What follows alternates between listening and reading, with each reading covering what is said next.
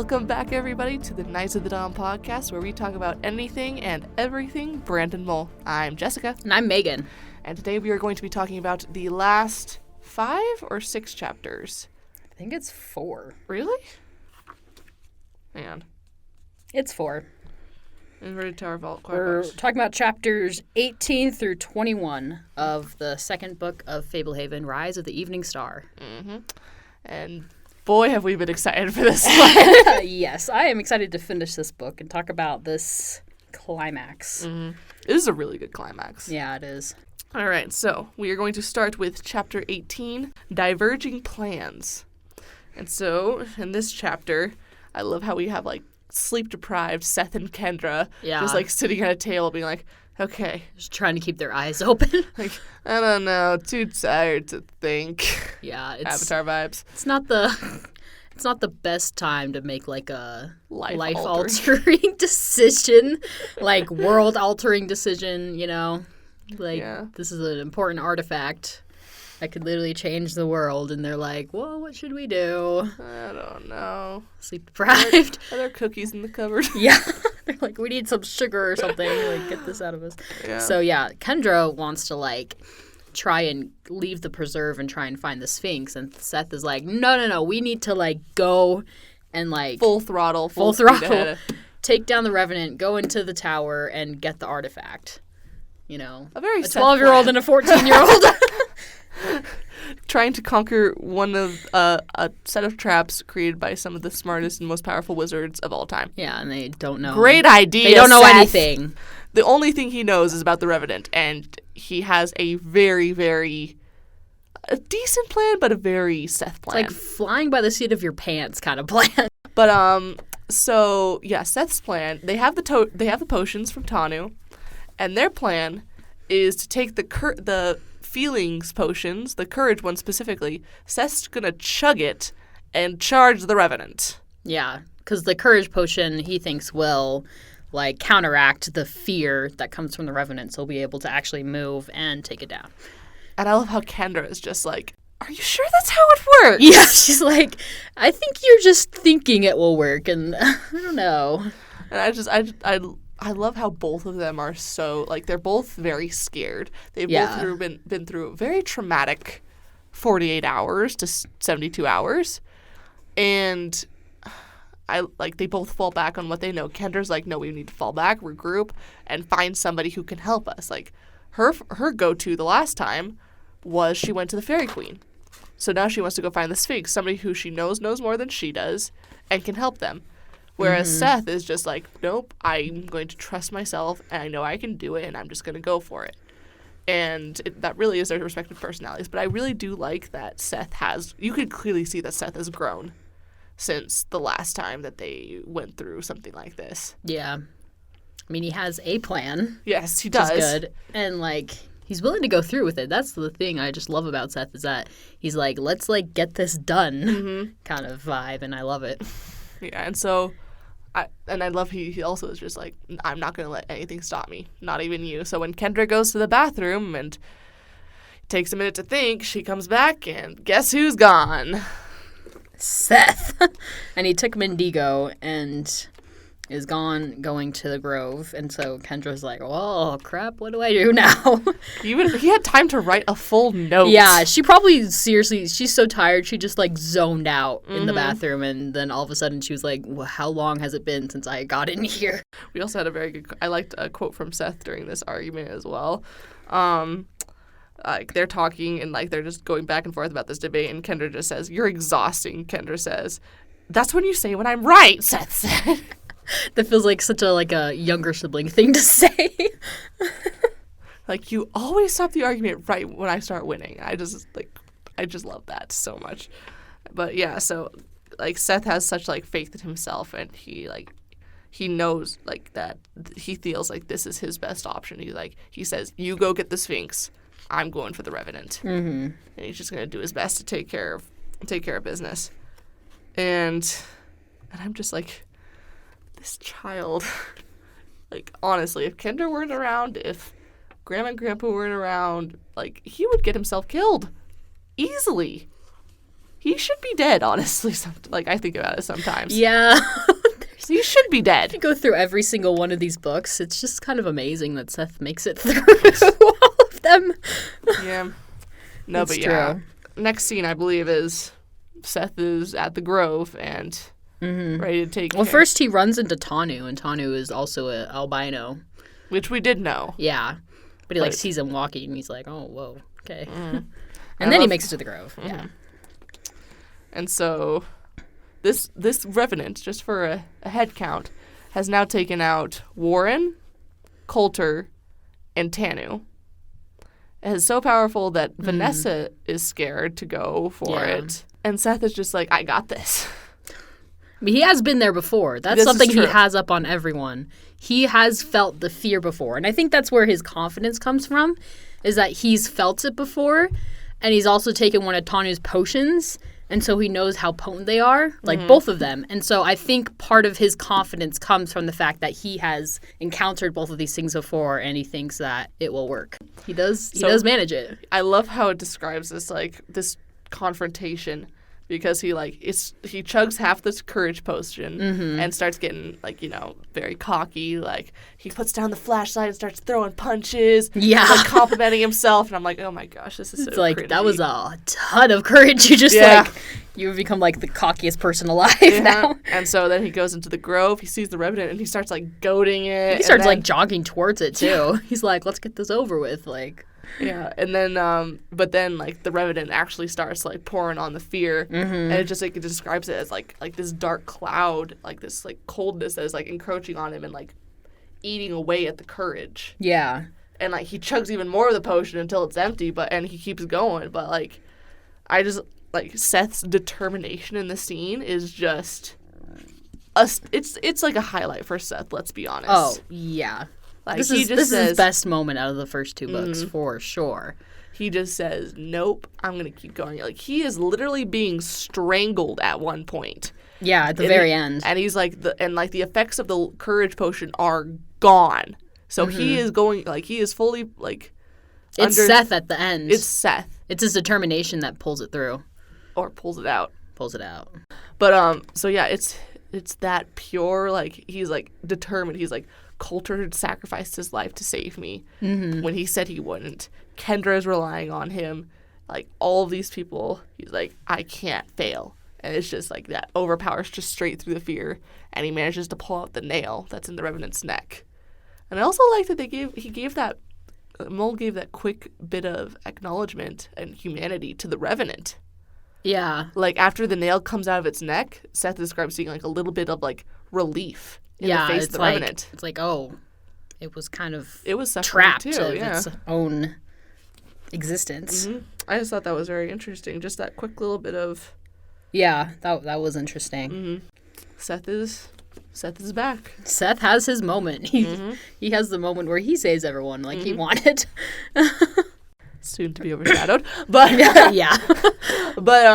But then, I because then it cuts to Kendra, and she had, climbed up a tree just in case, Vanessa and crew had come to the cottage looking for her. She didn't want to be, in the open, so she climbs up the tree and puts on Coulter's gloves, so she's, completely invisible. And then she sees none other than Warren climb up on, the balcony of the cottage and start looking around, and then she's like, Warren! What? Warren! And then he, looks around. Still albino. Yeah. He looks around, and she's like, he's, reacting normally, and she starts talking to him, and he's like, where are you? Basically. Where am I? What is going on? Who are you? What is going on? And so, they meet up in the cottage, and she starts explaining everything, and she's like, wow, I guess Seth must have succeeded if you've been restored to, a functioning human health. So, yeah, they start making a plan to go after Seth. But not before Warren shows us exactly who he is. Yes. He is an adult, cool version of Seth. Yes. And we love it. He is adult Seth, basically. Yes. They will get along so well, and I love it. I know. There's this one part that I freaking love. Let me find it really fast. Can I share mine? Okay, so it's, Kendra is breaking down the situation. Warren's taking it all in. and like how like there's like Fablehaven has been taken over by a narcoblix. Everybody's going after the artifact. Warren just raised his eyebrows and says, "You're saying there isn't going to be a welcome back from your coma party?" Kendra, until we rescue the others, I'm all you get. Warren, sooner or later, I want cake and ice cream. Yeah. And then right back to business. What you're saying, there isn't going to be a welcome back from your coma party? Like, I feel like I deserve it at this point. He's like, I've been basically asleep for 2 years. I just love how, like he's just like, he's like, I deserve this. Yeah. It's so great. And he's like, well, sooner or later, I'm getting that party. Just like he's just laying it telling it as it is, and then immediately you mention the artifact. Where is it? Mm-hmm. Like right after your thing is my thing, where she's like, "Yeah, my little brother," and then explains that he like took off with the key to the tower, the crazy plan to use a courage potion and pliers to get the nail out of the revenant, and then Warren asks, "How old is he?" 12. Warren looked astonished.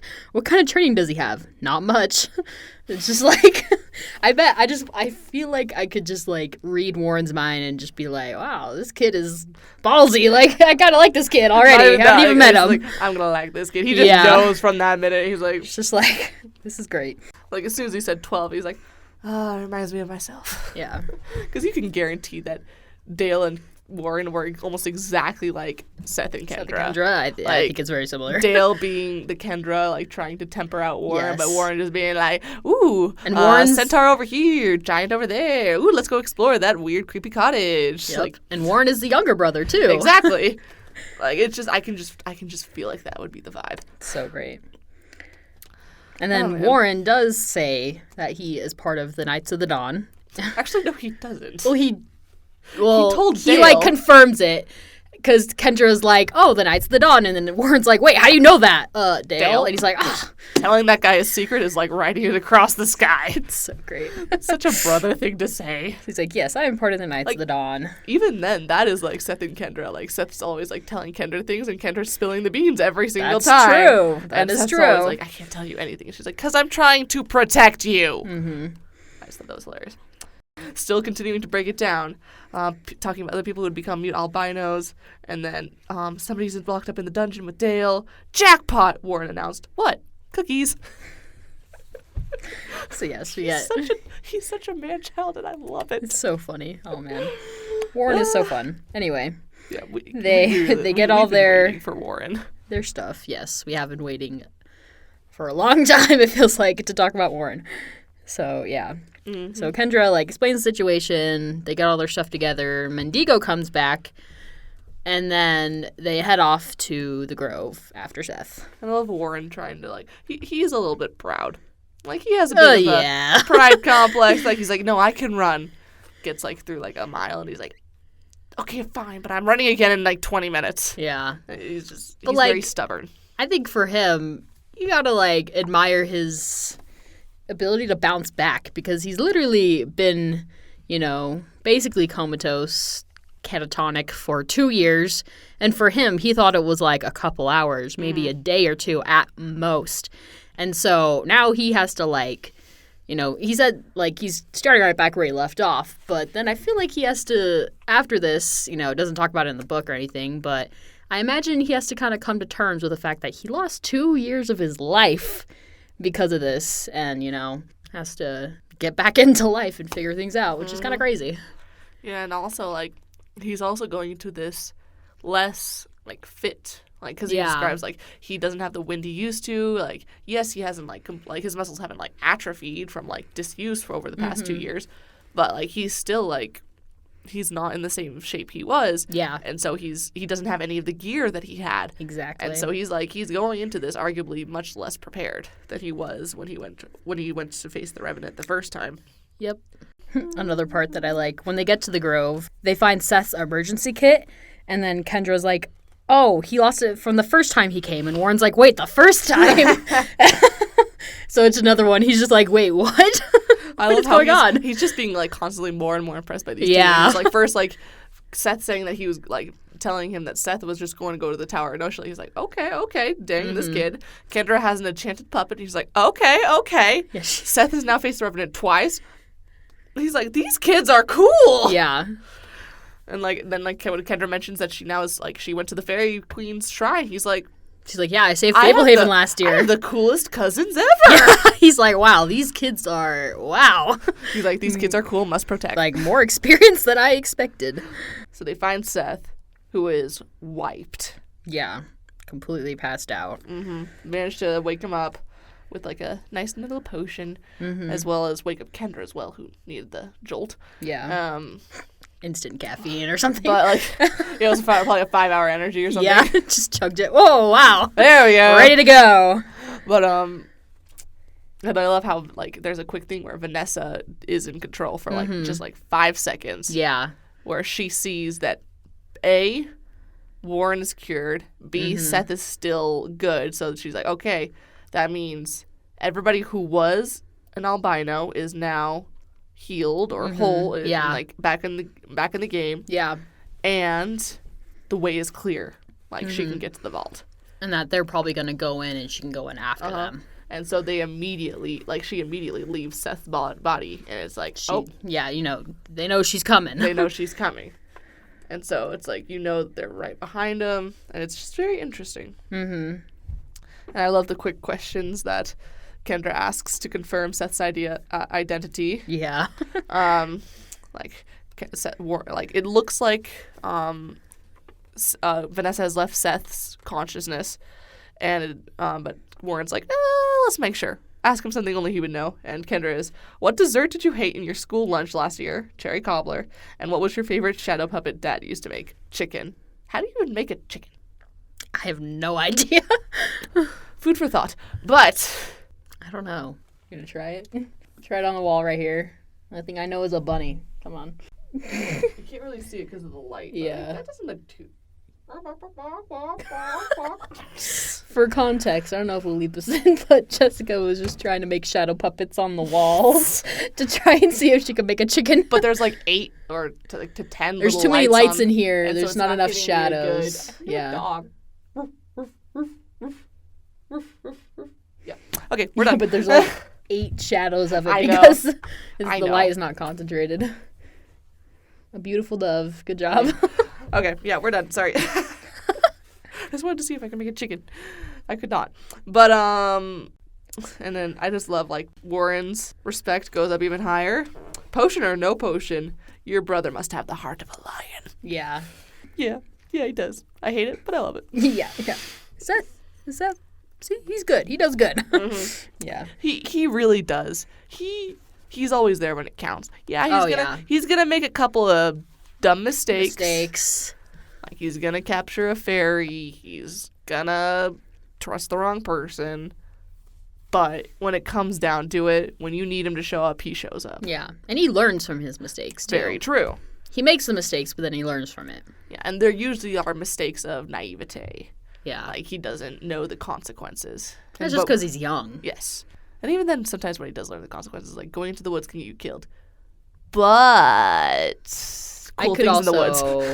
Get batteries and get rich, But I also next like right after that they get Seth like kind of back on his feet, but he's still very, very out of it. And so they're like, we're sending him both, and Seth's like, no, I want to help. And Warren and Kendra both like, no. And so Kendra, I highlighted this. Kendra gave orders from Indigo to take Seth to the stables and watch over him, keep him safe from harm, and not allow him to wander off for a full day unless otherwise instructed. Yeah. I love that so much. That was a very just smart that last bit. She's like, and don't let him leave. Like, he's staying there, okay? Because she just knows he would find a way otherwise. Exactly, yeah. That's just priceless for me. That's just hilarious. Like, also, he says, like, too. This is no fair, Seth muttered. I'm just like, you, like, almost just died, and now you're being left behind because you cannot, like, physically do anything right now, and he's still just like, this isn't fair. Like, I want to go see the cool monsters in the cave. What if there's a dragon in there? Yeah, he's like, the only reason that you're able to go in is because of me, and now you're not letting me go in with you? the only reason that you're able to kill the giant big demon is with my sword. And now I'm not allowed to take the credit. True. Story of his life. But yeah, so I just love that Kendra just knows her brother so well to be like, no, you're going home and we're making sure you're staying there. We are going to go kick some butt.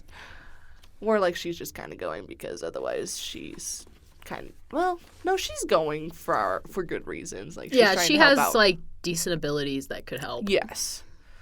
And like her, I think, main argument is that she can recharge the artifact, which is very needed. important.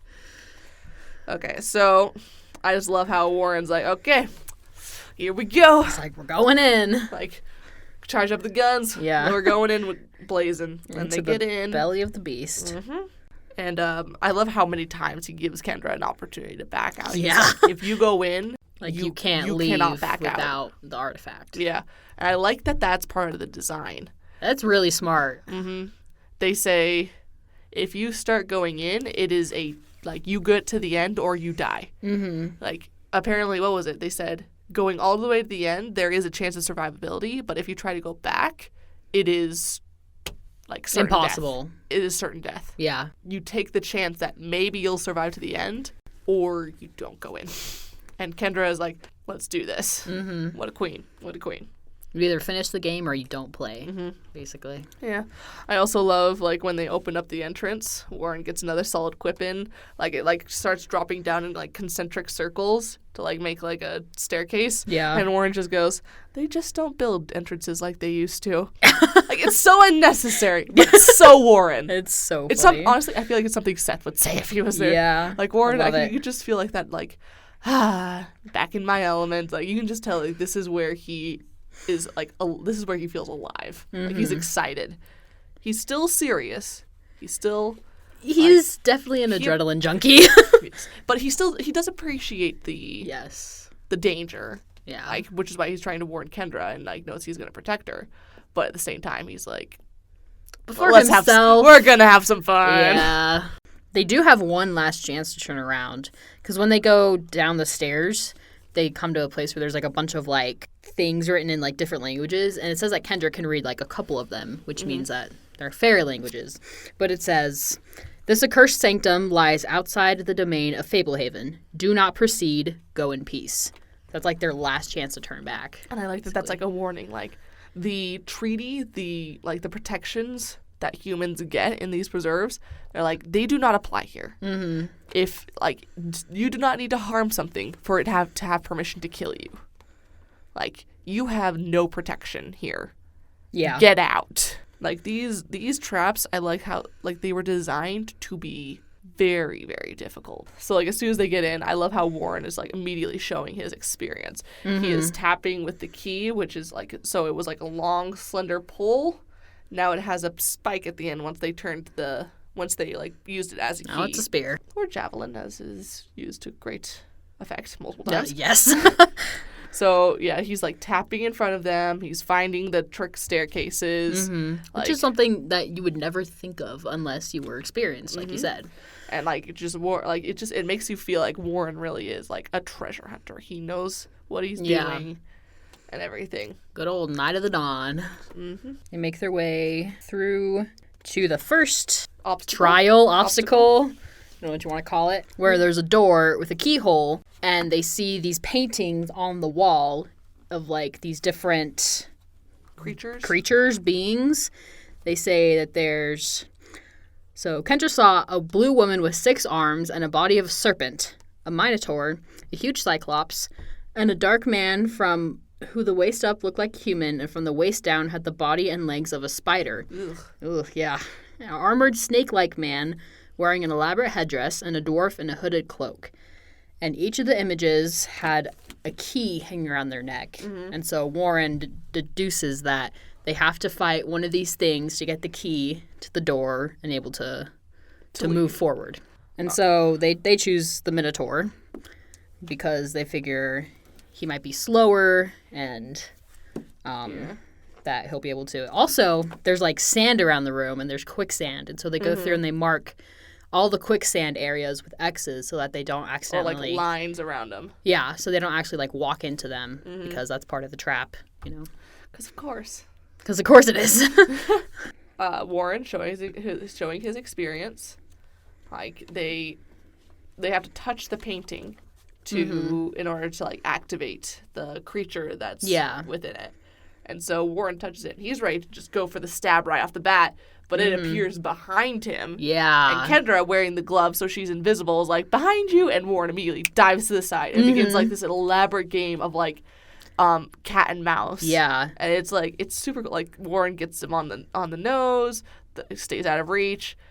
The only problem is when the Minotaur starts learning, and he baits Warren into stabbing with the spear so it can grab it, turn it around, and jabs him into Warren's gut.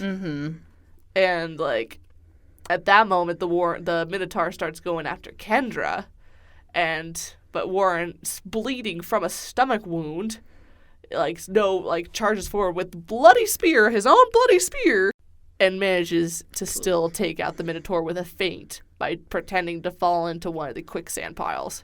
He's smart. What a boss. Yeah. He's experienced. And I love how he doesn't even kid himself. Like he says, like, it only worked because the Minotaur thought that my wound was fatal. And he still might be right. I know. When he said that, I was like, man. So, like, he just, like, binds a shirt over it. And, like, I can just imagine, like, all of that, like, blood just over, like, his, like, pale Oh, skin. And, yeah. like, Goodness. He's albino still. This is disgusting. Yeah. And, like, and Kendra's, like, worried. Like, she's like, can you keep going? And he's like, I kind of have to. Like, there's no way I can. You can't turn around. You have to keep going. So he just starts using the key as, like, a crutch. Starts going. I also like that at no moment they forget the fact that they're being followed. Like, they close the door behind them, make sure they take the key, and they make sure that, like, they're gonna make it as hard for Vanessa and Errol as they possibly can. And so they they jump a few more trick steps, and then they get into a beautiful room with a mosaic of a bunch of monkeys. Yep. Bunch of monkeys sitting in a tree. A bunch of, like, different ones, like gorillas or, like, orangutan chimps. And then Warren walks into the room first to, like, check if it's safe, and he has the key because he's using it as a crutch, and he's like, okay, I think it's safe because nothing happens. But then when Kendra walks in, it's really interesting how it describes it. It's like a monkey, like, falls down from the tree, but because it's, like, a mosaic on the floor, it's, like, falling upwards toward them. And so then one of the monkeys appears and starts, I think, let's see, the axe disappears, doesn't it? The axe disappears from her hands, Kendra. appears in the hand of the monkey, and then the monkey comes up, The chimpanzee drops from his high perch, fell upwards towards the ground, sailed right out of the mosaic, materializing in front of Kendra, brandishing the axe. Yeah, so what the trap is that if you bring any other weapons other than the key, the monkeys will appear with each weapon and come and attack you. So it's to disarm you. So only thing that you can take into, like, the final boss level is the key. And I really love how, like, once they figure this out, like, Kendra looks at it and she's like, maybe it's a good thing you didn't have all your equipment and all your gear. Where it's like, yeah, you're not kidding. It's like, you're probably right. Here's another Warrenism. Being butchered by monkeys is pretty low on my list of ways to go. And then back to business. Let's go. Yes, I'm excited. Now we don't have to just have Sethisms. We can have Warrenisms. Well, yeah, but now we have Warrenisms. And I'm excited. Oh, I love it so much. So, yeah. So then they go into the final boss level. They walk into what they describe a cylinder room where the floor was hundreds of feet below, widely spaced sunstones providing sufficient light. A narrow catwalk without railings ringed the top of the room, level with the entrance. The roof bristled with barbed spikes. Kendra saw no way to descend. The walls were smooth and sheer all the way to the bottom, where she could barely make out something in the center of the floor. And so then they find these, like, short rods. These rods, yeah. And they figure out that they basically make you, like, levitate, and you can, like, go up and down depending on how. It helps you control gravity. Yeah. And gravity's influence on you. Because I like how they explain it. Like, if you hold the stick black tip up, gravity works normal. But the closer you tilt the stick to being total, like 180, like parallel with the ground. It's zero gravity. It's zero gravity. And then if you start pointing the black tip down, gravity pulls you in a different direction. Mm-hmm. Like gravity pulls you up instead of down. It's such a cool concept. It is cool. It's really cool.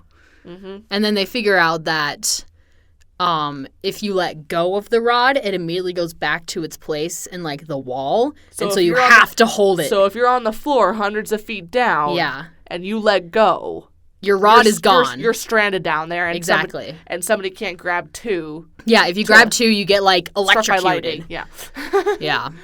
And so they start kind of experimenting with it, and then Kendra accidentally almost goes and impales herself in the ceiling, but then they like figure it out. Like how to work with it, yeah. And then they go down to the floor of the giant room. And here they find this little glass cat figurine. And they think it's so cute. And they figure the same way, they activate it the same way that they activated the other one. And I really like that that's kind of like been the theme of this entire, like there's definitely a theme for this entire like trap, like vault. Like the first one, you touch a painting, it becomes real. Second one, painting again comes real. Third one, this little statue art thing becomes real. True. It's such a cool theme. I haven't thought of that before. Isn't it so cool? That's an interesting theme. Just with like the whole painting. It's a cool theme. Yeah, it's really cool. Just neat. But this last one is the little cat. And I really love like the concept of this one. Like, it's so cool. So they, first off, like, the cat becomes real, and it's very friendly at first. And then Warren takes a little key off of its neck, because, like, it's kind of similar to what happened in the first trap. Mm-hmm. Another theme there. That immediately the cat becomes more hostile. Using that key, he finds another little keyhole on the original key itself, like the big, long spear. He does it, and the spear part detaches, and now we have a sword. Yeah, so you have two weapons now. Which is very helpful. Which is also meaning that they think you're going to need two weapons. So yeah. It's kind of a hint of what's to come. Honestly, though, if somebody died in here, well, I guess the way is open. I was going to say, what happens if, like, the key is lost? Like the big key? Like the big key, yeah. How would it get lost? Like, if somebody dies when in, like, the sand room, and it goes into one of the like the quicksand pits. I think you're thinking too deeply about this. I'm just saying. Who's to say that the quicksand's that deep? Maybe it's just deep enough to like get like your knees or your waist or something. Like immobilize you before. Yeah. Okay. That could be still like if that goes in and then somebody else comes from behind you, not like knowing what happened to the key. Tall. I'm just saying. Maybe the sand's only 4 feet deep. I don't know. I'm just saying. If that key went into a quicksand pit and it was a magical pit that was endless, which I wouldn't put it past the creators of this death trap to do, you can add there would be no way to kill the cat. You can add this to the list of questions for Brandon Mole. I have questions. No, it's good. No, you actually, I kind of want you to add this to the list. Okay. Do we have a list? What else is on the list? Well, let's make a list then. We'll make a list. What would have happened if the key had been lost? Because I imagine, like, if somebody had, like, died in the chimp room, somebody else could have just walked in, grabbed it, and continued on. You just get it from the or, like, corpse. Even if, like, as you see, like, if the cat, as it becomes more dangerous, as you kill it, like, if it defeated you at one point, the key would just be in there, and you could get a rod, practice a bit, and then go down and get the key and start fighting the cat. Mm-hmm. But if it goes into one of those sand pits, you're screwed. I'm not convinced they're deep, like, they're endless. Well, I'm just saying, like, if it's lost in there, who's going to find it? Who's going to know that it's in there? So what you really do is you do a kamikaze mission where you go in, you hide the key in the sand, and then no one can ever get the artifact. That would do it. There we go. But then you can't get out, so you die. That's why the secret dies with you. Exactly. The secret dies with you.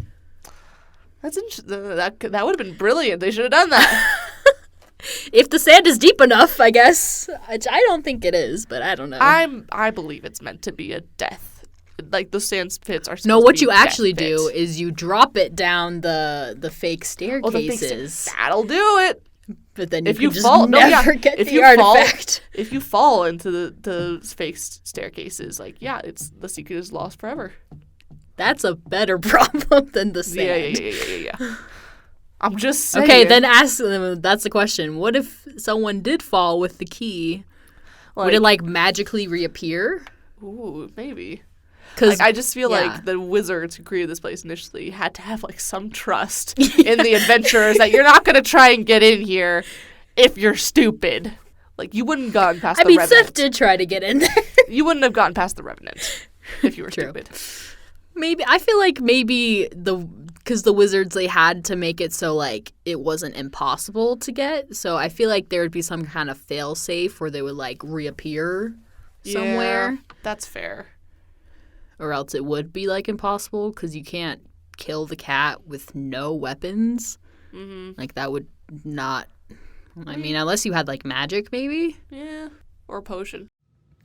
Hey, guys, this is Future Megan editing this episode. The next chunk of this episode contains spoilers and references to people and events later in Fablehaven and Dragonwatch. So if you want to skip, go to 48 minutes and 10 seconds. I had a really interesting thought. Do you think, what if you took, you know how Bracken's is a unicorn and his sword changes into his unicorn? Do you think the sword would make it through the chimp thing? The horn would make it through and then he could turn it into a sword? Sword? Yeah. That's an interesting question. Could Bracken make it through the chimp thing with his horn and then make it a sword and nothing would happen and he could use it? Or, like, a fairy who can turn, like, pretty much any object into... Yeah. Like, the fairies, when they were, like, in their boss form, they were turning, like, flower petals into shields and blades of grass into spears. Mm-hmm. Or, like, that wizard... What the frick is his name? That, like, is with the society? Is it, like, chains or whatever? Do you think, like, he could bring stuff in? Isn't that Mr. Lich? Oh, there's a wizard. Huh. What is his name? Ah, frick. He, like, can't go out in the sunlight. Oh, yeah, you're right. I remember him. There's a wizard. Lich is... Lich is Vivblix? No, not Vivblix. Zombie Banger. Necroblix?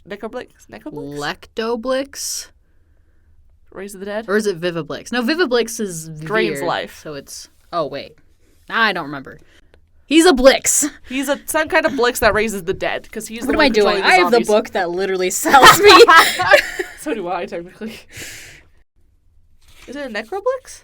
But we already have a Narcoblix. It's either a Lectoblix or a Viviblix, and I just can't remember which one is which. I think Viviblix. No, Lecto is like Drain. I think Viviblix. Revive. Viviblix. Yeah, because I was thinking Vivir, which is to live, which means like revive or to bring back to life. Yeah, Viviblix. Power to reanimate the dead. Lectoblix is you suck the life out. Okay, I like that question of like, can Bracken take his horn in and use the sword? Or for like a more like book friendly, like this book, like spoiler friendly, could like a fairy like bring in, or like a magic person bring in a regular object and transform it into a sword? Because like we saw the fairies do that.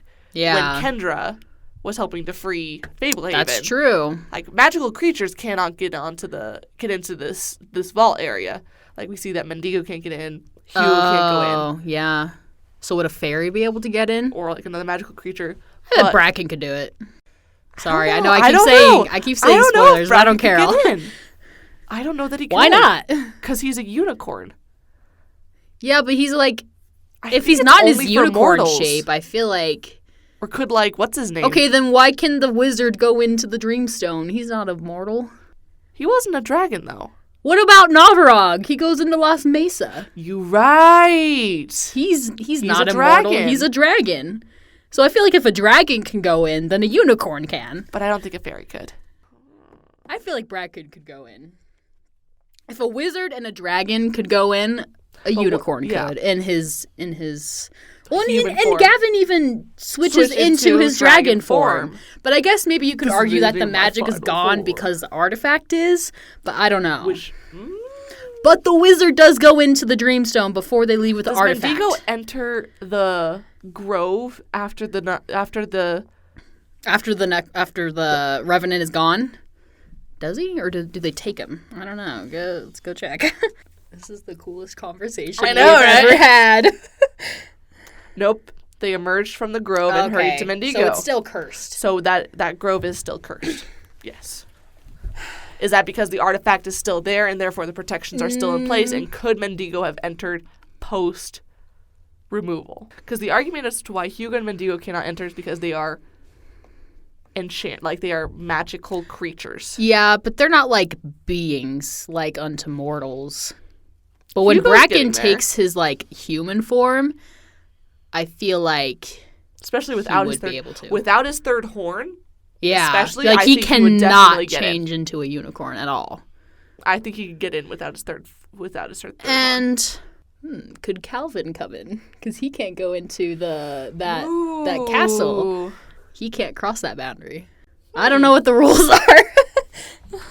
This is intriguing. This is interesting. Huh. I don't know. These are big questions. So I think what it comes down to is, could Gavin get into Lost Mesa because the protections were deactivated and the artifact had already been removed? Or would he have been able to regardless? I think he would have been able to regardless, because he's a dragon and Shalice is the dragon, and Patton, like, they switch her in because Patton killed the other dragon. But the artifact had already been removed at that point. That's true. But I feel like even if the other dragon had died, they would have still been able to put the new dragon in, or else they wouldn't have a dragon there to guard it, and then that would be one of the guardians that were gone. What happens to Shalice? Is she just roaming free on Lost Mesa at this point? I guess so. Or didn't she overthrow the treaty? Yeah, they overthrew the treaty. So is she just loose in the world? No, because remember, dragons can't really go into the human world. Like, they talk about that a lot in Dragonwatch. Oh, because of the power of unbelief. Because of the power of unbelief, and then the Sovereign Skull. I'm impressed I pulled that out of my brain. Yeah, I'm impressed, too. It's because I reread it, like, 4 or 5 months ago. That's why. I think Bracken could have gone in indefinitely without his third horn. I don't think the Fairy Queen could have gone in. I don't think a regular fairy regular fairy could go in. I don't think, like, especially the Fairy Queen. I don't think so. She's a unicorn. I don't think so, though. Like, I don't know why. But no, she literally is a unicorn. I know, but I think it's just because, like, it's because the dragon is in its human form? Like, that's the only reason that Celebrant can get into the castle, is if he takes his human form. But does the castle have different rules than the artifact places, than the vaults? Yes, probably, but I think the principles apply. Let's see. Oh, but, like, the castle, it's because of the power of the Wizen Stone, which is different power than the wizards. The Wizen Stone is more powerful than the wizards, and so I feel like the wizards wouldn't be able to keep out dragons, but the Wizen Stone probably could. I don't know. Okay, I think any mortal or mortal type being could come in, but not Mendigo or Hugo. Maybe maybe it just has to be someone with, like, free will. That is more like a human. I guess Hugo has free will now, but agency. I don't know. Like, I don't know if Brendan Mull has ever thought about this. This is breaking my brain. Yeah. What was the problem that we were talking about? Like, if weapons. If the key was lost. Oh yeah, if the key was lost, that's where this all started. How would they beat the cat? I think it would, like, reappear somewhere. That's my theory. Or else it would be impossible. I think it's the wizards just saying, we're trusting that whoever has the gall to come in here isn't going to be stupid enough to fall into the quicksand pit or down the fake stairs. Yeah. I can see what's his name, Ajad, doing that. I could be like, let's not make this a problem. That's true. Oh, yeah. But, okay, continuing on. Okay, that was the coolest thing ever. We just got thinking of different things. You pulled some good points. Like, the Gavin point. Yeah. And, like... Well, then it's just interesting. Like... That's fascinating. I don't think the Fairy... I feel like they would... No. I don't know. I feel like the Fairy Queen could go in. I think the Fairy Queen can go anywhere. Because she has, like, one of the original crowns. But I think only if she... I think... That's part of the reason that, like, Mendigo and Hugo can't go in, is because it has, like, that such strong magical force. I think if she relinquished her crown and went in without her third horn, maybe. Like, I think Bracken can go in as is without his third horn. I would argue that Gavin, because he was initially in his weakened form, could get in, and then when he was in a place with a dragon, he could therefore transform into a dragon. Because I doubt he could have escaped. Because that cave was designed to hold a dragon much bigger than either of them, much older and more bitter and more powerful. So I think that's why he was able to transform, because they knew that even if he did transform, he would not be able to escape. I doubt if they would let anybody with enough power to like just bypass all the traps and just like poof out to enter the space. Does that make sense? Yes, but then that begs the question: were the wizards more powerful than the Fairy Queen? No. To be able to stop someone like her? Well, was the Fairy Queen able to beat all of the demons? Was she able to imprison them? No. Like the wizards were originally dragons, very old, very powerful dragons, who then chose to augment their powers by becoming human.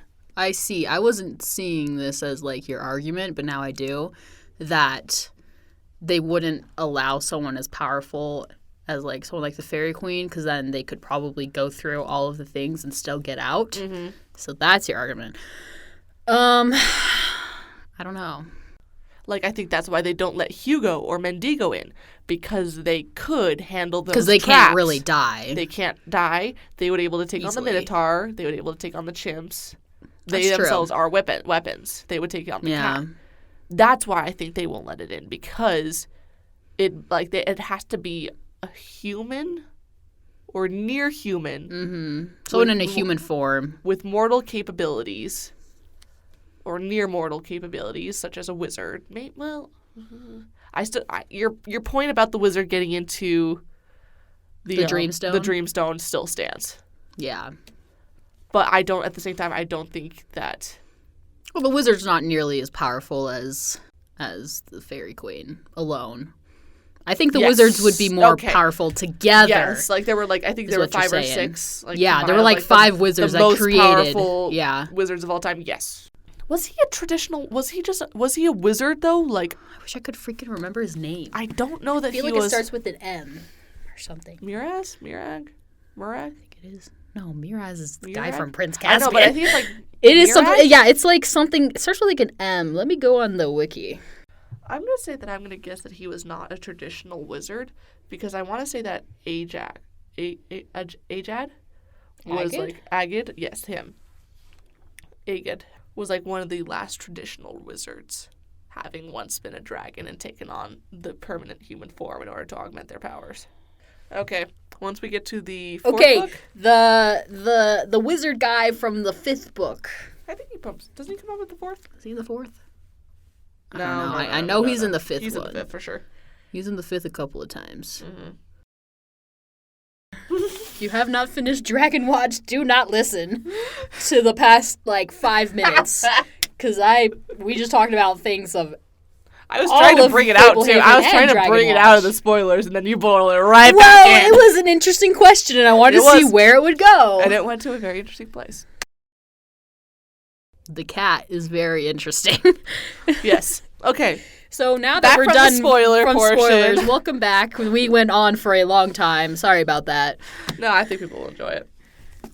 But okay, so yeah, back to the cat. So regardless of what would happen, regardless of what would happen if you had lost the key, they have the key. The key is now a spear and a sword. Yes. And so they touch the cat comes at them, they behead the cat, and boom, yay, we win, right? Wrong. Starts bubbling and then forms into a bigger cat. Slightly bigger. A little bit bigger. Bigger than any, I believe Kendra's bigger than any house cat. Yeah. And a lot more mean. So it comes at Warren, attacks him, but he gets the head again with the sword. And okay, going good so far. Next, I believe it's Lynx. It's a Lynx form. Yeah. Comes at them. It gets Warren's leg, I think. And they still have their rod, so they can lessen gravity and do moonwalk jumps. Get away from it. Yeah. So, like, Warren figures out the cat itself is the vault of the artifact, and they have to defeat it. And it seems like every time they kill it, it's getting bigger. However, another problem arrives, I think, after they've killed it for maybe the third or fourth time, where at this point it is a giant lynx who got Warren like on the leg. Warren gets up to the ceiling, and then we get another Warrenism. Warren's like, "Here, kitty, kitty." The beefed-up lynx began pacing, staying out of range, moving with sure grace, hunting for an opening. It darted at Warren and pulled back, faked a second charge. Warren danced backwards. "Why am I starting to feel more and more like a mouse?" Warren complained. I love how, like, humor and snarkiness is, like, his defense mechanism. It's his fallback. Oh, yeah. He's a jokester. Also, when they start killing it and it keeps coming back, he's like, "I don't like this pattern. Like, this doesn't look good. I don't like where this is going. It keeps getting bigger." Uh-huh. And so then I love how Warren, even when he's dealing with this huge cat and Kendra is just kind of like hovering in the middle of the air, like, he's the one who notices that, lo and behold, Vanessa and Errol have arrived. Kendra isn't doing anything. She's just hovering in the air. Nope. And Warren, who is dealing with a giant killer cat, still notices. Yeah. Like, this man is a king. He's a boss. He has good situational awareness. Uh-huh. I don't think Kendra's doing. I think she's like holding either the spear or the sword while Warren's not using it. I think she's holding the sword. One of the two. Yeah, because Warren was swinging off the... Anyway, she's holding one of the things. Yeah. Right when Vanessa gets there, they switch. So now she has the spear. Yeah. And then Vanessa is like, "We need to work together to kill the cat." And Warren's like, I'm not very big on being backstabbed. Like, a convenient idea considering we have the weapons, is what he said, I believe. And Vanessa's like still trying to. She's like, "How many times have you killed it?" And Warren's like, "None of your business." He's like, "I'm not telling you squat." I love how he's never even met her. Yeah. And he's just like, "I hate you." No, his fifth word to her was, "Get out of him, hag." Yeah. He called her a hag just right off the bat when she was inhabiting Seth. Of course, Vanessa and Errol are like, "Well, we can change that really quickly." And then they go after Kendra, who's got one of the weapons. The weapons, yeah. And Kendra tries to throw the spear to Warren, but it falls on the ground. And Vanessa and Errol go for the weapon. Yeah, they immediately go for it, yeah. And that causes the downfall. So, but I also love that it shows that Vanessa and Errol weren't slouches at all either for getting through the traps. They picked the Cyclops in the painting room because Vanessa said lots of bear skin for her darts. Genius move. Yeah. And they figured out, just based on the dead chimp and the axe on the ground, don't go into the mosaic room with any weapons. Yeah. And they've already clearly figured out how to use the gravity sticks. That's a reason the society sent them. Exactly. Although, yeah, I definitely get the vibe that, like, Vanessa was probably the one doing more of the heavy lifting because, Errol, we see in the next few pages, he goes down quick. Vanessa is way more capable than Errol. Yes. Which is why I think Christopher Vogel was the quick throwaway traitor, whereas she was the deep agent. Yeah. Oh, yeah. So, yeah, basically it doesn't end well for Errol. So he gets mauled by the cat. They go down trying to get the spear. Errol gets injured. Vanessa tries to help him get up, but Vanessa tries to help him out, but he gets taken down. So Vanessa now has the spear. Warren has a sword. Errol is dead. Down for the count. Well, before Errol does still get like a line in. Like, Vanessa's like, "How many times have you killed it?" Warren finally says, "Okay, 3 times. So this is its fourth life." Errol says, "Hang me if it has less than 9. I do love this That thing, is a good line. Like, it's just like, I love that they played off like cats have 9 lives, and they made it a cat that literally has 9 lives. Like, I like that. I'm just wondering, was that actually a saying like 400 years ago when this, like, because like this, like Fablehaven itself is like 1750, right? That's 400 years old.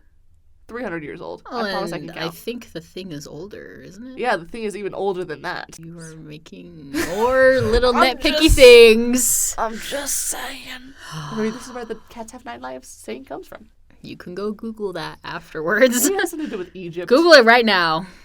Where does the saying cats have 9 lives come from? Or like the belief. Maybe it does come from Egypt. I don't know. And that way, it would definitely be old enough.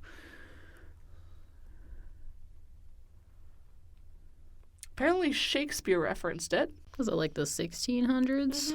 1500s? Wait, what is Shakespeare? Creation myth. Hang on. A common creation myth leads back... why 9 lives? This too is up for debate. We love to relate... Hang on. Feline lore all the way back to ancient Egyptians who revered and even worshipped cats. A common creation myth says that the sun god Ra, who took the shape of the great tomcat or Mao during his visits to the underworld, engendered 8 other gods, thus representing 9 lives in one. Okay, well there you go. It also has mystical significance in Christianity and Hinduism, Chinese, Norse mythology, universe is divided into 9 worlds, Greek mythology, 9 muses, but 9 is not ubiquitous. Elsewhere in the world, cats are said to have 7 lives, Spanish-speaking regions, or 6 lives, Turkish and Arabic regions. Wow. Interesting. I did not know that. Okay, so yeah, maybe. A cat has 9 lives. For 3 he plays, for 3 he strays, and for the last 3 he stays. 3 he plays, 3 he strays, and for the last 3 he stays. That's from Romeo and Juliet. Well, there's your answer. Maybe. Maybe it was that old. So okay, I'll give it to you, Brandon. I'll give that one to you. And now we've learned a probably useless bit of trivia where the saying cats have 9 lives come from. Thanks, Shakespeare. Or possibly earlier. Yeah. Anyway. Thanks, Raw. They keep killing the cat, and it keeps getting bigger and beefier and has more things attached. So I think 7 or 8 is... 7 is panther with snakes coming out of its back. Yeah, snakes who are poisonous. 8 is 2 heads. Or venomous. 8 is 2 panther heads. Yeah. Giant panther. I believe they describe it as much larger now than any horse. That's 8. That's freaking that's huge. Oh, okay. So 8 does not have any snakes or other oddities. It just has 2 heads. Oh. But it's bigger than a horse. And I love how they immediately fall into a system. Vanessa and Warren, yes, they're on opposite sides, but they work well together. They do work well together, yeah. They start doing this whole bait and throw where Vanessa has the spear and is throwing it while the person with the sword is baiting the panther. Mm-hmm. And Vanessa does good. She gets a bunch of good throws in until the thing finally collapses. But 8, we find out that the double-headed panther can also spit acid. Yes. So it nails Warren with that one.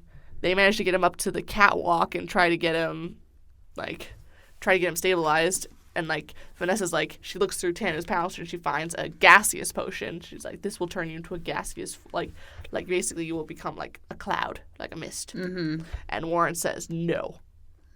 Give me the sword. I'm taking this cat down. Yeah, so they're on the catwalk right now, a couple hundred feet above. Yeah, hundreds of feet above the cat, who's just pacing down the bottom, and he's he thinks he's dying. He's been sprayed with Warren acid. Is dying, literally. He has been stabbed in the gut. His leg has been mauled. He has been sprayed with acid, and he's given an option to at least preserve his life till maybe they can get him help, and he says no. Give me the sword. No, I think it's the spear on this part. The spear. Give me the spear. Give me the freaking spear. He just dives off the catwalk. Yeah, he rolls off, plunges down, and just jabs the spear into the in between the 2 necks, and collapses to the ground. And Kendra, to her credit, dives right after him. She grabs the potion from Vanessa, dives off the catwalk after Warren, and gives him the potion. As the cat is reforming. And luckily, he's alive enough to be able to take the potion, because you can't take it if you're dead. Uh-huh. So then... Oh, and also poisoned by a snake bite. I forgot about that. Yes. He's also dying from that. So then, the 9th and final version of the cat appears. It says, as Vanessa launched into the air, Kendra watched the 9th version of the Guardian emerge. Long wings unfurled. 12 serpents sprouted from various spots along its back. 3 heavy tails swayed, and 3 heads bellowed together, a deafening sound even from where Kendra stood behind the beast. The great wings beat down, and the beast took flight, pursuing Vanessa. Probably still bigger than, probably the size of an elephant at this point, let's be honest. Honestly, yeah, it's probably enormous. Yeah, huge. And it can fly. And it can now fly. And spit Which acid. was literally their only defense, was the fact that they could get out, using the gravity rods. before it could get to them. Mm-hmm. And now it has more mobility because they don't have lateral movement. They only have up and down. Yeah. Oh, that's true. It can go anywhere. Uh-huh. And so, it starts chasing Vanessa. And then Kendra looks up and she sees Coulter and Tanu descending down to the ground. So now they have also joined the fight. And Tanu grabs the potions from Kendra, takes one, and he turns, like, giant. Like, it makes him, like, I don't know, a couple times bigger than he usually is. And this is while Vanessa is being bitten by snakes, sprayed with acid, and crumbling Vanessa's to the now ground. the bait. Like, she's just, like, yeah, and so... But how the turntables. How tall is he at this point? Is he twice as tall? I don't know. He's now a giant because of his potion. And he grabs the sword and starts going at it, stabbing, slashing, hacking off. It says, like, hacking off wings and serpents even as he was clawed and bitten. Tanu's heavy arm pistoned mercilessly until the monster crumbled, and Tanu collapsed atop the beast, bleeding from bitter wounds. So Tanu was just like, let's take care of business. He just comes in, he's like, let's take it, let me wrap it up for you people. Yeah, he comes in for the final blow. Thanks for doing the heavy lifting. Warm up, I'm going to come in and clean up for you. He's like, I'll do the final act right here. They were the opening acts. Yeah. Tanu's the loser. They were the appetizers. And here's the dessert, a little cat teapot. Yep. And Coulter goes and grabs it, and he's like, really? No. Yeah. He's like, doesn't look like much. And then they give it to Kendra, and... she feels it filling up. And then when she starts to, like, pour it, because it's like a teapot, sand starts coming out. And they figure out that they're, like, healing. So, like, any wound that you pour the sand on will heal. And so she starts going around and, like, healing everybody. It doesn't even just heal them of their wounds. It heals them of their albino-ness. Mm-hmm, of their albinism. That's a better thing. Thank you. That is the word. I only know that because it's in the book. That's right. It doesn't even just heal their physical wounds. It heals them of their albinism. Yes. Albinism. Albinism. Which is, like, very convenient because, like, we don't want Tanu, Coulter, and Warren being, like, white ghosts all the time. Yeah. And so they managed to go... Kendra is like... I should probably go heal Vanessa, huh? Yeah, she does the right thing. Yeah. And heals Vanessa. She tries to heal Errol, but, he's already dead. So he cannot dead. Bring people back from the dead. And they do manage to save Warren, who was almost on gone. The brink of death. Like, he was nearly gone. She, like, waits for him to turn back from a gas, and she immediately starts pouring the sand all over him, and it heals him. Uh-huh. And then... So then they tell Vanessa, hey, like, just so you know, like, jig is up. We know. We got people outside who are ready to apprehend you. It's over. Mm-hmm. And so they start bringing him out. This is a really cute. So they go back and they end up back in the room with the sand and stuff. And Dale is there. Because Dale had gotten hurt by the hobgoblin. Yeah, so Dale is there. And then it's so cute when Warren and Dale, they reunite. And, like, Kendra can't even go and, like, heal him because they're just, like, having a reunion. I have it pulled up. Can I read it? Sure. Dale shouted in ecstasy upon seeing his brother revived and well, and they embraced for a long while before Kendra could get near enough to heal his legs. Mm-hmm. That's so sweet. Dale! Like, there was something about Dale that we wanted to talk about last time. What was it? And we missed it. Oh, they had to hold Dale back from going and finding Seth. Yeah. Yes. Okay, so we forgot to mention this last time, but when they went to go investigate what had happened to Seth, like, Tanu and, like, Coulter say they had to hold Dale back. Vanessa. Oh, was it Vanessa? Oh, I thought Coulter. Coulter. Oh, yeah, Coulter was an albino. You're right. So, like, they were going to investigate Coulter and Seth. That's what it was. Yeah.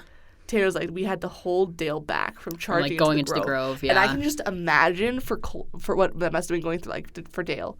He had just lost his brother. And after, like taking care of Warren for years...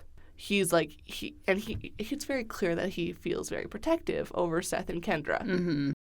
Like, Dale had to go through it this book. Well, and I think it's even more, like, meaningful because Dale has tried literally everything to heal Warren. Mm-hmm. And so everyone else is like, there's no way to do it. And, like, of course, Dale, he says he'll never stop trying. But, of course, they're kind of running out of ideas. And so now he is thinking that And Seth is either turned into albino and will not be revived or has been eaten by a Loch the Glutton. Yeah, and I can just imagine, like, when he finds out that Seth is gone and, like, that they had gone to the Revenant's Grove, I can just hear him thinking, not again. I can't do it again. Yeah. And so now that he gets to have, like, he gets Seth, his brother back. He finds out that Seth's alive. Yeah. Because last he thought he was dead. Like, last he knew, Seth was dead. True. Warren is now revived. And, like, can you imagine? This must be such a great day for Dale. Like, Probably the best day of his life. And probably the last we really ever hear of him. Yeah, this is kind of... Well, he does some in the third book, but...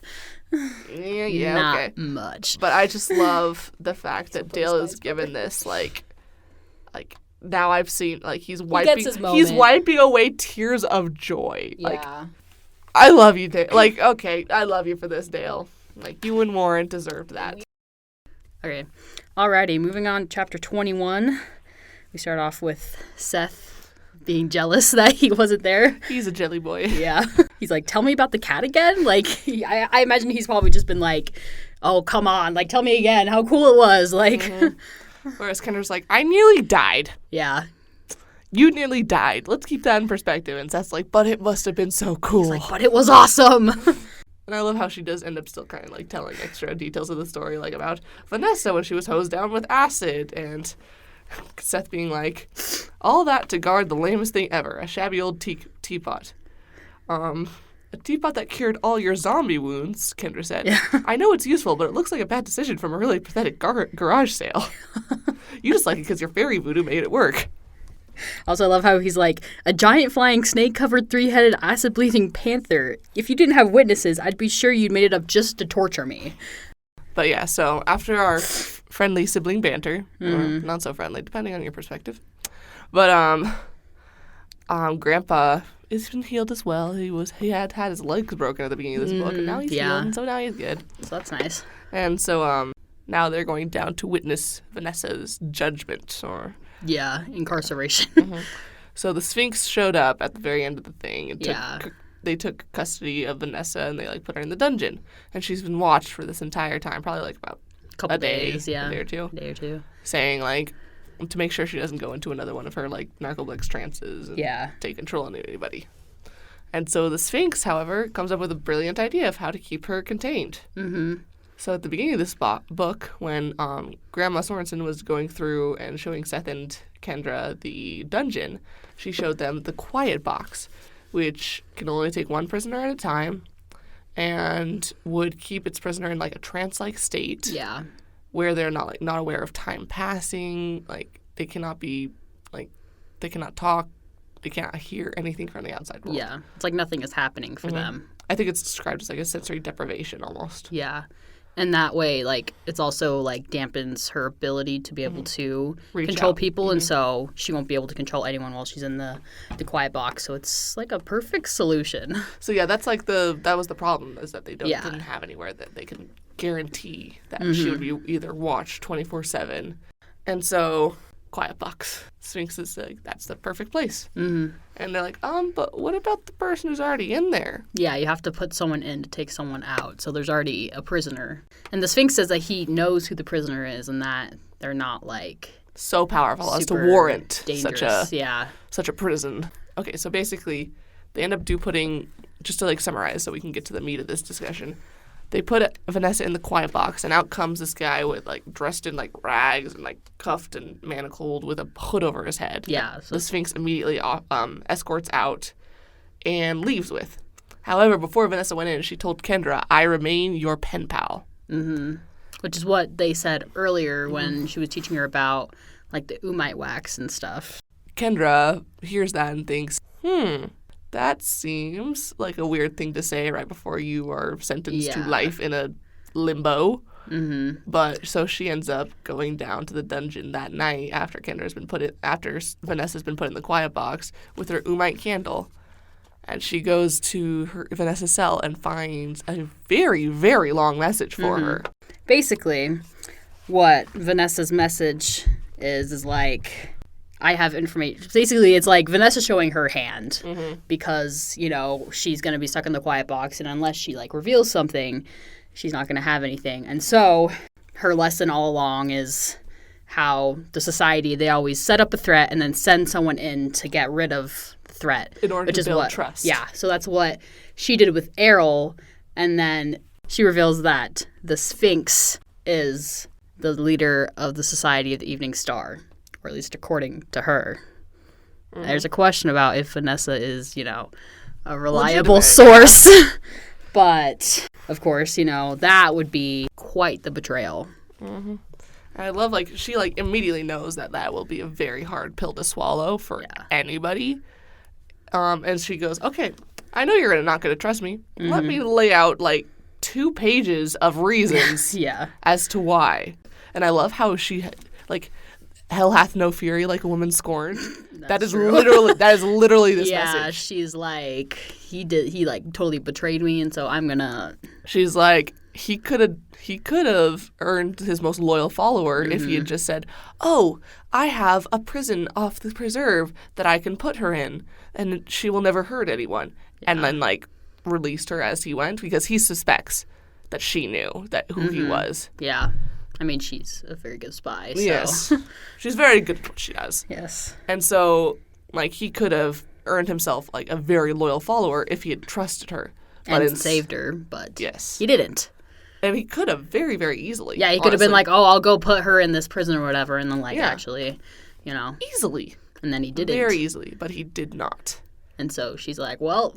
And frick you, I'm going to tell your secret. And I love how she wouldn't have known that, except for Mr. Lish was blabbing down in the cells, because he was, insinuating that she'd be put in the quiet box. Because she wouldn't have known what her fate was. That's true, until the end, But Lish was blabbing, and so now she's like, well, now I get to have my last, my last shot. Mm-hmm.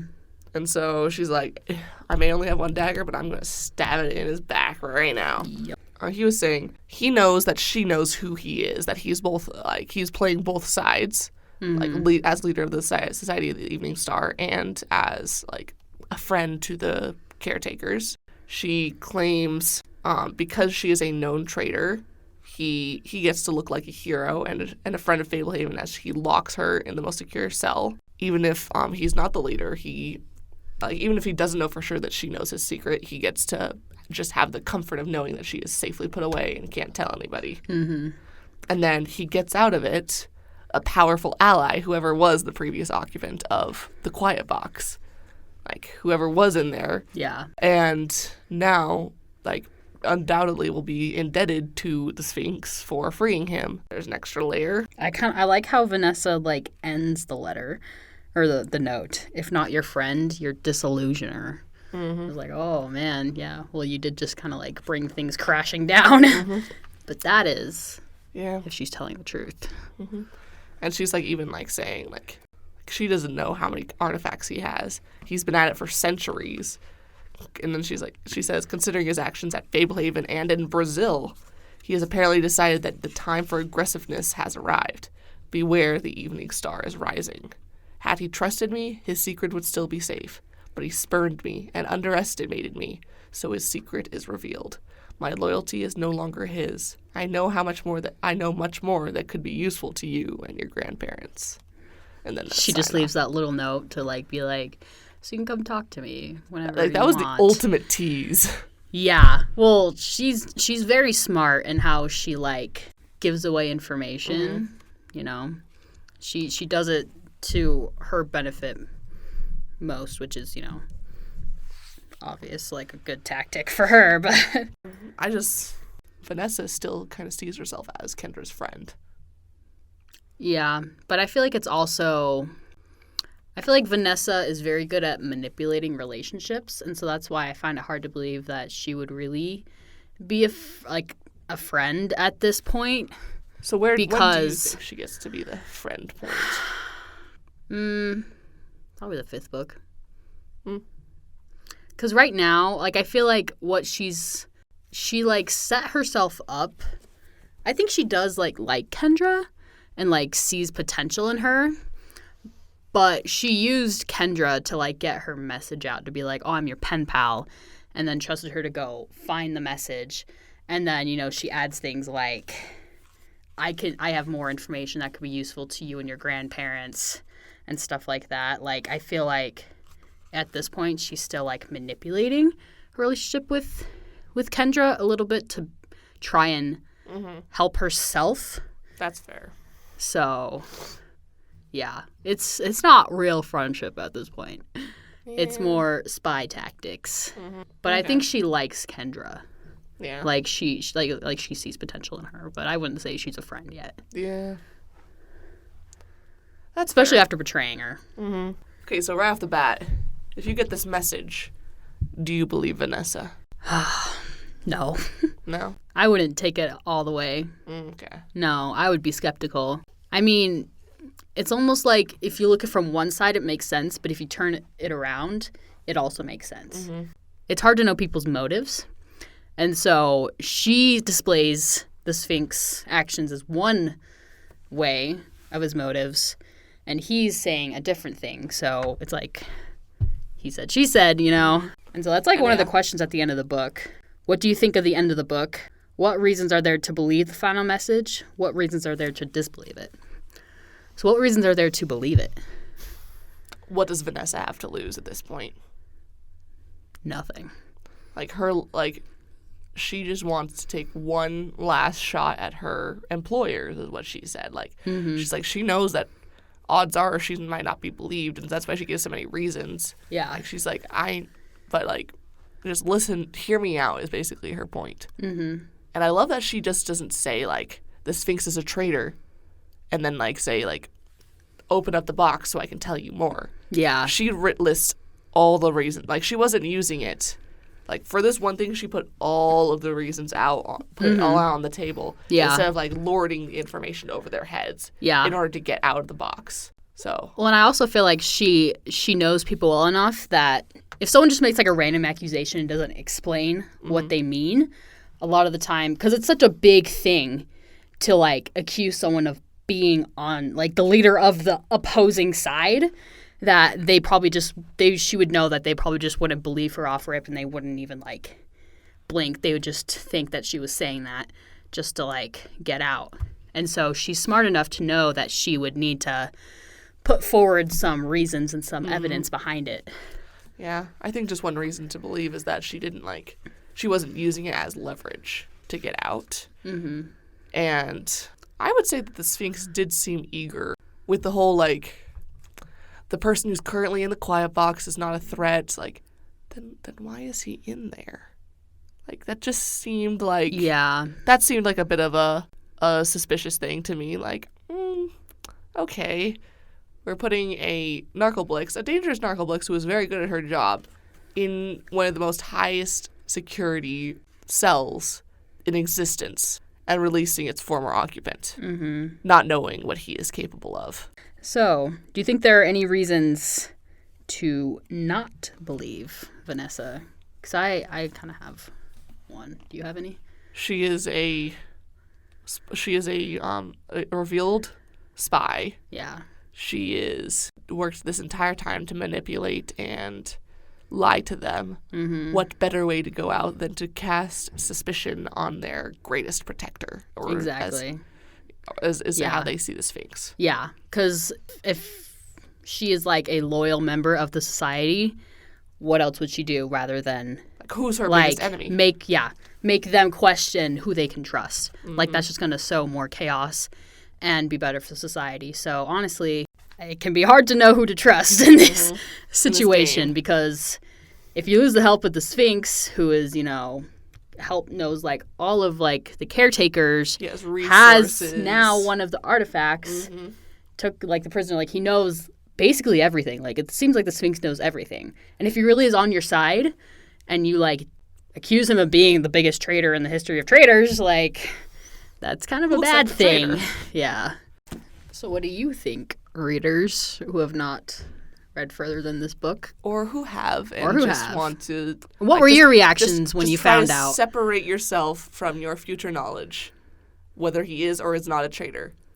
What was your reaction when you first found out that the Sphinx might be a traitor? That Vanessa used her last shot, her last sleight of hand to say, "Don't trust him."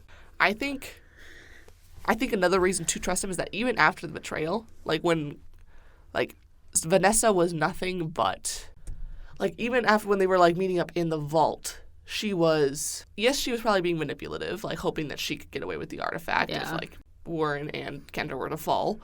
But, like, she was being nothing but reasonable. And so, spoilers, usually when the society takes over a preserve, it ain't pretty. True. Maybe Vanessa was being more conservative because she was, like, she didn't want to risk, like, because it was only her and Errol. She didn't want to risk. Yeah, she didn't have the backup. She didn't have the backup yet. Still, like, she was not, like, she did not kill any of her captives. That's true. She did not, like, once the jig was up, she did not lie after that. Mm-hmm. Like, once they met up and Kendra was, like talking and, like, showing how hurt she was, like, she's like... She did lie about Tanu. She did lie about... She said that she was a bluff. Yeah, it's a lie. That's true. She did lie at that point. But, like, just overall, like, she was very upfront about her motives, why she did what she did, and, like, honest and seemingly genuine and wanting to, like, protect Kendra. Like, when Kendra was running off into the woods, she was like, if you go out there, like, it seemed like she was genuinely concerned for Kendra's safety and not wanting, like, she wanted it to be as bloodless as possible. I think that's how she operates because she's a narcoblix and she already knew she had control of the situation because it was honestly just a matter of time because she knew once anyone fell asleep, she could control them. And so I think that's just how she kind of rolls because she knows that if she bites them and they fall asleep, they're completely under her control. So I feel like that's just kind of how she goes about things because she can really just have control of the situation. And I feel like she's also really good at reading people. And so she can, like, manipulate them. And I don't know. I feel like she's just so capable that she just has control of things. Yeah. And she's very clever. I just felt like even after, like, the jig, like I said, even after the jig was up, she was very reasonable and... Well, she knew she couldn't do it alone, though. Yes, but, like, it was just, like, even when her and Warren were fighting the Panther, Warren was dying, hands down, and she was trying to save him. Yeah. She had that potion. You're just trying to see the good in her. I am trying to see the good in her. Am I wrong though about that? No, Did she have to bring out that potion and try to, like, he would have died easily. But I still think at this time, I still think that she just, you know. But, like, what was her... She's still in her spy What was her motivation for trying to save Warren? He could have passed on and nobody would have known that she had the power to potentially preserve his life. He would have been gone. I don't know. Like, what was her motive other than to try to keep as many people... She thinks he's hot. Don't we all? Any other questions you want to talk about? Can fear be a good thing? Yeah. I say hands down, yes. Seth is one person who completely ignores fear and just, like, charges headlong. But, like, healthy fear can be healthy.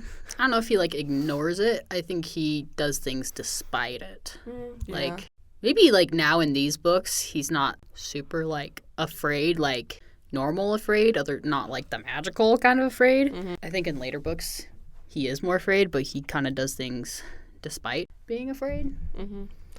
I think a good measure of how afraid he is of how, like, serious he is. Like, I think that's a good when he gets point. scared, he sobers up and he gets serious and he says, let's get this done. Mm-hmm. Like, when he finds Kendra in the cottage and she breaks down the whole situation, when they finally have the key, you can tell he is scared. Because now, A, Vanessa knows they're alive and in the game. B, they're in the one place that Vanessa would probably think that they went. Yeah. And he is psyching himself up to go and face the Revenant again. Like, when he gets scared, he realizes, like, the situation is very dire, is very serious. And he says, okay. I think both him and Kendra kind of have that in common. Kendra, like, isn't like flippant about things, but even when she's scared, if there's something, like, super important to be done, she'll also, like, grit her teeth and do what she needs to do to get things done. I think that's something that they both share. And so, yeah, I feel like fear isn't necessarily a bad thing unless it stops you from doing what you need to do. Yes. I think I like this book better than the first one. I like this book better than the first one. Yeah. I think... Oh, sorry, go ahead. No, you. I think there are, like, things about the first one that maybe moments that I like more slightly. Like, I like how Kendra gets, like, the help with the fairies and stuff. And, like, I think that's a pretty awesome thing. But then I like this book how Seth gets to, shine a little bit. He's a little smarter, a little wiser, a little older, and gets to, instead of being the cause, he's one of the solutions. Yeah, he gets to live out his fantasy of being the hero a little bit and, like, doing stuff. All right, everyone. I think that wraps up our long discussion for today. Thanks, everyone, for listening to our podcast, Knights of the Dawn Podcast. Be sure to go check out our YouTube channel, Knights of the Dawn Podcast. We've been posting some extra little shorts and memes, so if you like... They're awesome. ...stuff... I've got lots of ideas, or if you want to make one, go ahead. And so, also, please keep on the lookout for our tier list. We were hoping to get that out soon, but it might take a bit because we really want to make it a good video for you guys. It'll probably be on YouTube as soon as we get it done. But, yeah just feel free to submit your own tier lists of all, like, and not just for Fablehaven, for all of Brandon Mull's books, or however many you've read. If you want, put in Pingo. Go ahead. Well, I've never read Pingo. It's a good little children's book. It's a fun little book. And if you don't know what Pingo is, it's just a little children's picture book that Brandon wrote like 10 plus years ago. With a cameo of Fablehaven. Oh, really? Yeah, it has the Fablehaven book, like, in, like, one of the scenes. Like, just, like, it's animated. It's, like, it's drawn in. Okay, well, Pingo will not be on my tier list. Okay, Anyways. But yeah, so keep an eye out for that. Yeah. And send in your own tier lists, and we would love to see them. Go ahead and subscribe to our YouTube channel if you want to stay up to date on any new videos we put out there, because anything we put out there that is a video will not be anywhere else. So if you want more content, feel free to check that out, and feel free to share this podcast with a friend. If you know anyone that likes Brandon Mull's books, please share it with anyone that you know. And if you have any questions or comments, email us at knightsofthedawnpodcast@gmail.com. And up next on our list will be Fablehaven Book 3, Grip of the Shadow Plague. Till next time. Drink the milk. See ya!